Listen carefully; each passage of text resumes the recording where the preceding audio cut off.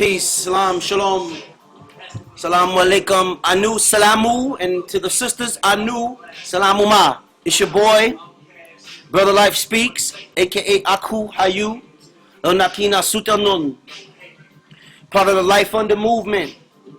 I'm here to make room. You understand that? Operation Room. Today I want to speak real shortly on making room of the subject of is man God or is spirit God? When you look up the etymology of the word spirit, you see that the root of it is breathing.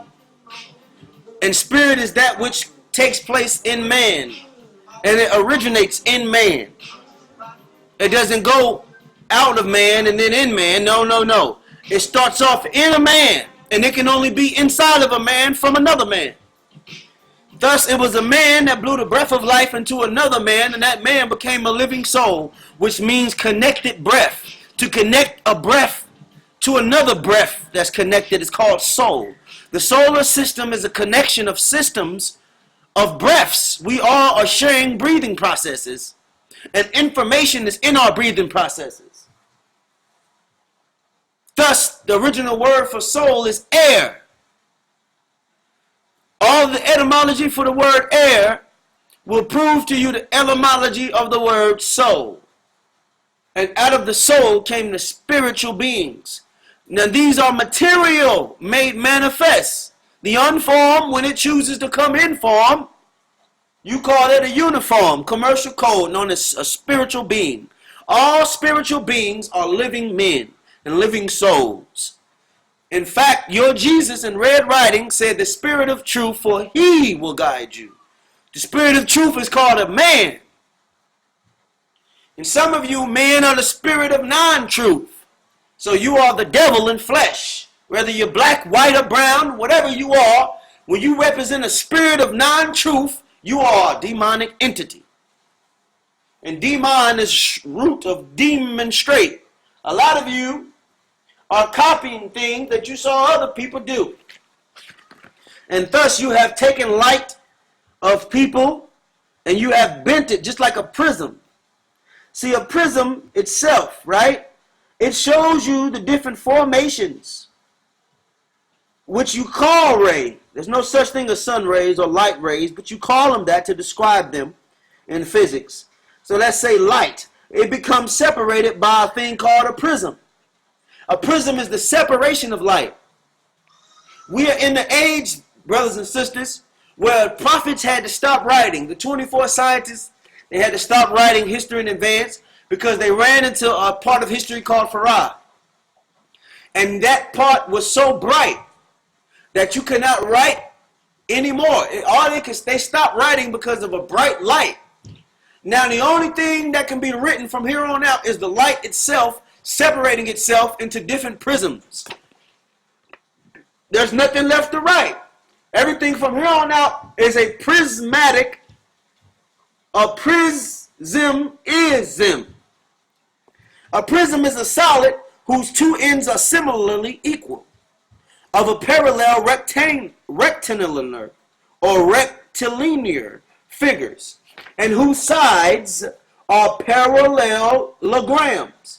In other words, prisms are transparent bodies of forms, usually with triangular ends, by which other light can be reflected. So prisms are the base for light to reflect in a triangular manner. Prismatic or prism shape of color or calor or calorie or energy or heat or temperature is produced by refraction through a prism, producing a rainbow effect. A rainbow is an arc of prismatic colors formed in the sky by the sun's rays. Rays are single lines or narrow beams of light, heat, or any of a set of radiating lines. Now again, when we say ray, we are describing a function. There's really no such thing as rays, but we can call the section of idea towards that angle rays.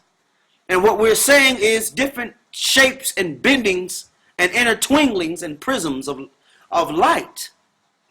Light is the root of weight, where things are adding up and they're getting heavier and heavier. And what you didn't see as matter is now converging itself into matter that's noticeable. Unnoticeable matter you called antimatter. When you look up the word anti, the word ante is there also. And it means ancient. The word ancient means before. So before matter is antimatter. Before energy is anti-energy. Before light is anti-light. And once things that are anti are split and prismatic themselves, they become that which they were against. In other words, opposing forces create little bangs, and these little bangs create a big bang. Thus you have, in the beginning was the Word, and the Word was with the Word. And all of these words are the people that you hear and see and live around today. We are all words, vibrations, colors, prisms. All right? So I want to leave y'all with that. I want y'all to understand that. Understand the flow of the rainbow effect around you. How everything you do is bringing out a cause and effect. And that's the true meaning of God. The true meaning of God means power and force. Right? Knowledge is power, and wisdom is a force that brings about the proper use of power. Power and force brings about creativity. Power and force brings about things being made. Power and force brings about things being changed. Power and force brings about things being manifested that were hidden in the darkness. If so, I want you guys to get acquainted with a name called Anu Salam. It is yours. Take it, rep it. Get it tattooed. Get it stapled. It belongs to you. It is your name. In English, they called it the Nation of Islam. In certain sciences, you call it Nuwaba. Or you call it Amente. Or you call it Nepate. Certain fairy tellers, they called it Hebrew sciences. All of this is simply saying Anu Salam. Your book said a new Jerusalem, a new heaven and a new earth, a new peace. So Anu Salam. So I'm here as a reminder or a news reporter of your name, your culture, your language, and your land, and it's called Anu Salam. And you have land attached to you. You are the land that belongs to you. As long as you accept your own land, your own body, your own spirit, and your own flesh, your own blood. You got to accept yourself in order to be yourself.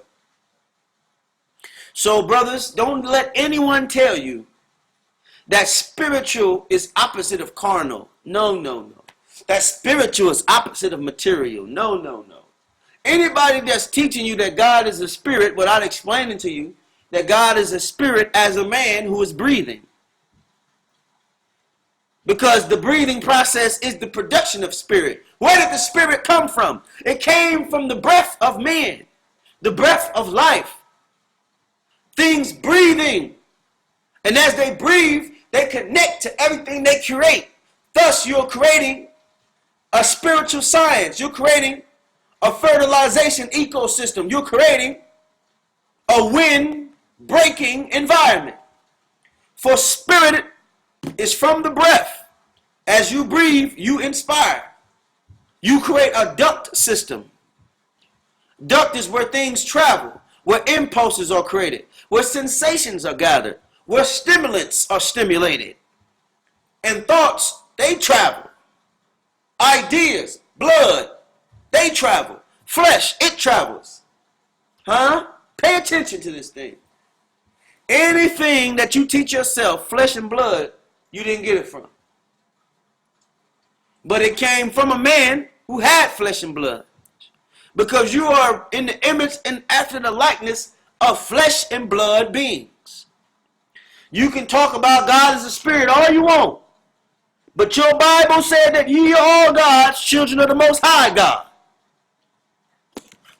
So are you a spirit? Yes, you're a spirit. As long as you can breathe. Huh? As long as you can huff and you can puff, you are a spirit. But you are also flesh and blood. And where there is flesh and blood, there's spirit. There cannot be spirit without flesh and blood. For you wouldn't know any spirit if it wasn't flesh and blood producing it.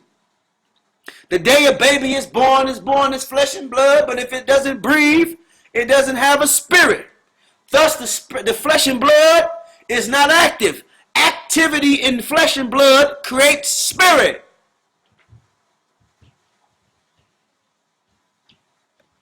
So all you liars, the days are over with. Anu Salam. Teach it to your children. And teach it to others.